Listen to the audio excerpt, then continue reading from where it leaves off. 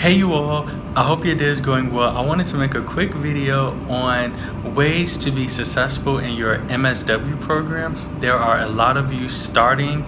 Yay, I'm so excited that you've been admitted and that you're committed to attending. So I wanted to make a video on tips for having a successful first semester. So the first tip I would give is to start and stay organized. Now, I'm not going to lie to you, this was very challenging for me, and another tip would be to really know yourself, and I guess that could be the first tip. So you really have to know and understand your study style, your organizational style. For some people, paper is a better way and a handheld planner is a better way. For others, like myself, utilizing my phone, setting alarms, using Google calendars, using Google Docs, things of that nature is going to be helpful with starting and staying organized. In grad school, I typed all of my notes in Google Doc, so wherever I was, whether I was in class or in the lobby or on the bus ride to or from campus, I was able to access all of my work. It automatically saved, so I didn't have to worry about a computer crashing. I didn't have to worry about losing papers or anything of that nature because it was all electronic, and I used my phone to my advantage. I used technology for my advantage. Now, that may not work for everyone, so that's why you have to know yourself. You have to know what works for you, what does not. But however it works for you, I definitely advise you to start and stay organized. That is going to be key, because once you are unorganized and things start piling up, you're going to feel overwhelmed, and you can feel overwhelmed very quickly in a master's program. So do yourself a favor and start and stay organized.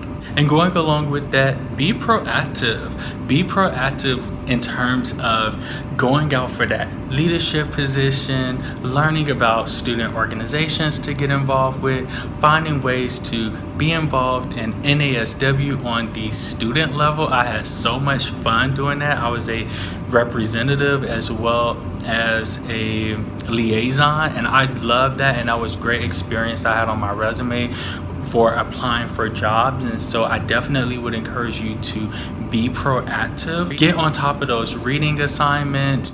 One thing that I used to do, I used to read and I used to complete my assignments at school, because again, knowing thyself, you have to know thyself. That's going to be the theme for this video. I knew that if I went home, nothing was getting done, because my home is my oasis. It's my place of refuge and just serenity. So I knew that I could not do work at home. I wanted to get home to watch my shows, spend time with my wife. We went to school together. So I did my work at school and watched her do her work at home. So set alarms, make a to-do list, do all of those things that's going to help you, be proactive. Send that email out and really identify what it is that you want to do. If you want to be part of a research team, if you want to be part of some cool initiative, go for it. If you're part of a program, or if your program offers certificate programs or certification programs, go for it. You should definitely go for it, because your chances are it's already built into your elective, so it's so easy. So I would just encourage you to be proactive. So sticking with that, don't procrastinate. Don't put off to tomorrow what you can do today. If you can do it today, do it today, because it's only going to help you. But the thing I will add to that for not procrastinating is, how you practice is how you will perform. So everything that you're doing as a student, you will do as a professional. So if you're a procrastinator as a student, you will be a procrastinator as a professional. If you wait for the last minute, or if you do things half-heartedly in the classroom, you're going to do that in your field placement, and you're going to do that in your job if you're able to get one. No shade, Just saying. So the next thing is make friends. This is not the time to be a gunner. Like, this is not med school, although med school shouldn't be like that. That's a whole nother topic. But this is not a harsh environment, a competitive environment. You should be friends with your classmates. I remember being in grad school, and that's one thing that I did love, is that we worked together. We did not work against each other. We did not compete against each other, but we worked together and we served as resources for each other. So make friends. Do not try to go it alone, because chances are there's probably a better note taker. There's probably someone who was there the day maybe you could not be there because you were sick, or maybe you went home for a celebration or something like that. So make friends so you can be abreast with what's going on. Utilize your professors. Your professors are there to help you, and if they aren't, then you need to report them, or you need to transfer. I remember there were so many times, and I probably will make a story time about it, but there were so many times where like I missed a detail in an assignment, but because I turned the assignment in early, the professor was able to tell me, hey, you missed this part, can you do this part, and then turn it back in. And so that was able to help me be able to get a great grade on the assignment, because I was able to utilize my professor. I submitted that assignment to say, hey, like, could you look over this to make sure everything's okay? And that may sound anal, but no, it's being proactive.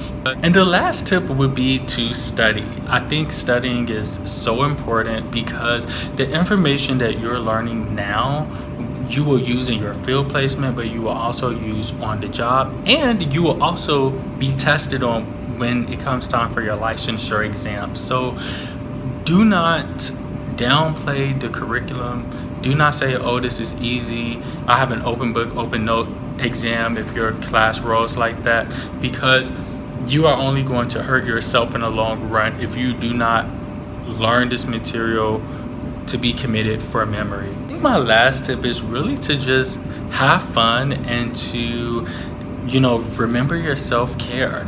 I think that we enter this field to learn specialized information. So this is the time where you don't have to take 2 years worth of gen ed credits. You get to dive deeper into a subject that you obviously are interested in. So I would say have fun. I would say engage in self-care. Make sure you are maintaining your social life. Make sure if you exercised in undergrad, you're exercising now. Whatever it is that you used to do that was good in undergrad, do it in grad school. So if you were social, still be social. If you were very active in an organization, whether it was Greek life or something like that, remain active. Keep up those relationships, continue doing things that's great for you. And I know self-care is like a buzzword, but my definition of self-care is really giving yourself what you need in that moment. And so just identify, like, hey, I really need to talk to my mom today.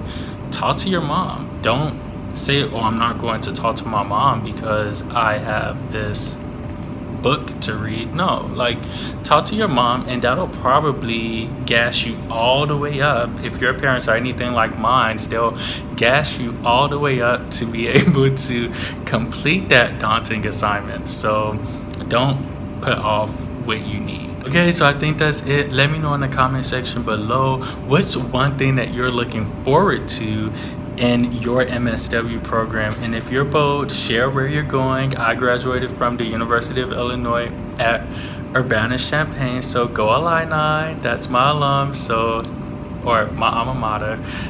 Thanks so much for watching, and until I see you next time, be you, be great.